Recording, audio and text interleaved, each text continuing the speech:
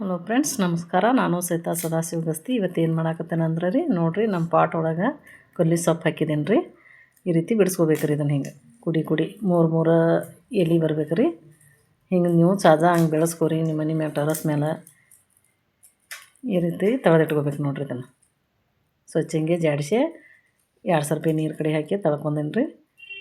ಈಗ ಇದನ್ನು ಏನು ಮಾಡ್ತೀನಿ ಅಂದ್ರೆ ರೀ, ಒಂದು ರುಚಿಕರವಾದ ಪರೋಟ ಮಾಡಿ ತೋರಿಸ್ತೀನಿ ನೋಡಿರಿ.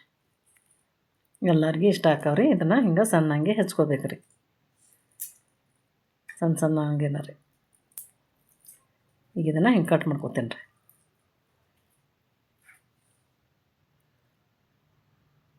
ಹಿಂಗೆ ನೋಡಿರಿ, ಈ ರೀತಿ ಕಟ್ ಮಾಡ್ಕೊಂಡನು. ಇಷ್ಟ ಚಪಾತಿ ಹಿಟ್ಟು ತೊಗೊಂಡ್ರಿ. ಈಗ ಇದನ್ನು ನಮಗೆ ಎಷ್ಟು ಬೇಕು ನೋಡು ಅಷ್ಟು ತೊಗೊಂಡು, ಮನ್ಯಾಗ ಎಷ್ಟು ಮಂದಿ ಇರ್ತಾರಲ್ಲ ಗೊತ್ತಾಕೈತಾರಲ್ಲ ಅಷ್ಟು ಮಾಡ್ಕೊಳೋದ್ರಿ. ಈ ರೀತಿ ಹಿಟ್ಟಿನಾಗ ಮಿಕ್ಸ್ ಮಾಡ್ಕೋಬೇಕು ರೀ.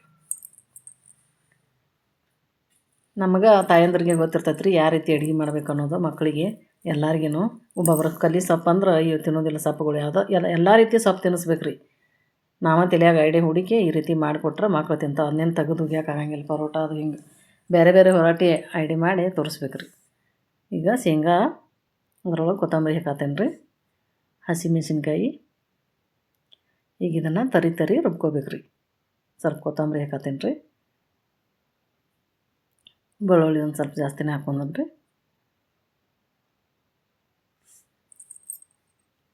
ಈಗ ರುಬ್ಕೊಂಡಂಗೆ ನೋಡಿರಿ,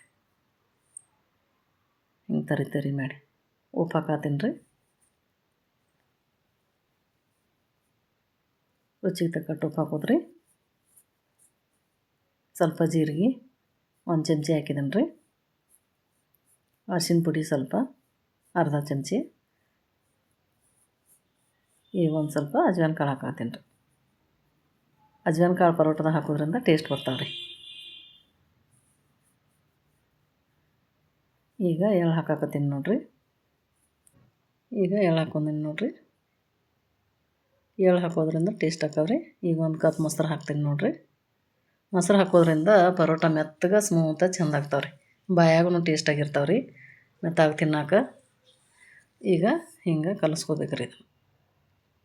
ಸ್ವಲ್ಪ ನೀರನ್ನು ಹಾಕ್ಕೊಂಡು ಕಲಿಸ್ಕೋಬೇಕು ರೀ ಮೆತ್ತಗಂಗೆ. ನೋಡಿರಿ, ಈ ರೀತಿ ನೀರು ಹಾಕಿ ಸ್ವಲ್ಪ ನೀರು ಹಾಕ್ಕೊಂಡು ಕಲಿಸ್ಕೋಬೇಕು ರೀ ಮೆತ್ತಗಾಗಿ. ಭಾಳ ಗಟ್ಟಿನೂ ಇರಬಾರ್ದು, ಭಾಳ ತಿಳನೂ ಇರಬಾರ್ದು. ಆಗೈತೆ ನೋಡಿರಿ, ಈಗ ರೆಡಿ ಆಯ್ತು. ಈಗ ಪರೋಟ ಮಾಡ್ತೀನಿ ನೋಡಿರಿ. ಸಣ್ಣ ನಮಗೆ ಯಾವ ಸೈಜ್ ಬೇಕು ಆ ಸೈಜ್ ಮಾಡ್ಕೊಳ್ಳೋದ್ರಿ.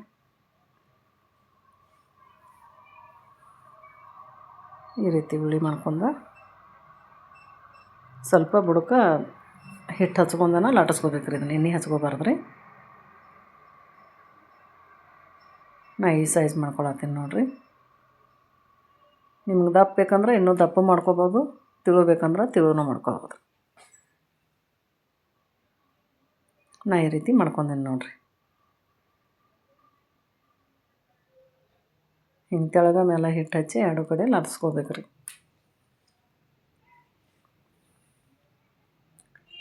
ಆತ್ರಿ, ಇದೀಗ ರೆಡಿ. ಈಗ ಇದನ್ನು ಬೇಯಿಸ್ಕೊತೇನೆ ರೀ.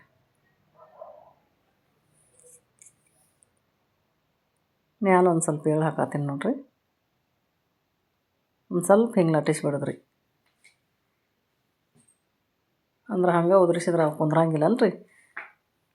ಈಗ ತೆಮಿಗೆ ಎಣ್ಣೆ ಹಚ್ಕೊಂಡು ಹಿಂಗೆ 2 ಸೈಡದಿಂದ ಬೇಯಿಸ್ಕೋಬೇಕು ರೀ.